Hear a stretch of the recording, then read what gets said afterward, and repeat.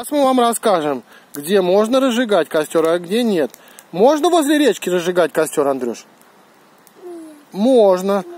Надо, где травы нету, чтобы кругом трава не загорелась. Чтобы желательно вода была рядом. Если воды нет, с собой надо приносить. Чтобы если когда-то будет костер. Если ветер сильный... Папа, где ребятишки? Ну нет, они будут смотреть, когда твой канал. Скажи, когда ветер сильный, можно зажигать костер? Когда ветер сильный, нет. Почему? Потому что пламя раздуется и может улететь далеко и загореться, так? Да. А когда тихая погода, можно зажигать? Да. Ну, понятно. А на костре что можно еще? Какую-то еду можно сготовить? Какую? Ты знаешь, какую можно еду сготовить? Шашлык. Шашлык, а еще что можно? Сосиски. Сосиски. А хлеб можно поджарить? И можно баклажан. Баклажан еще? Да. И можно еще. И...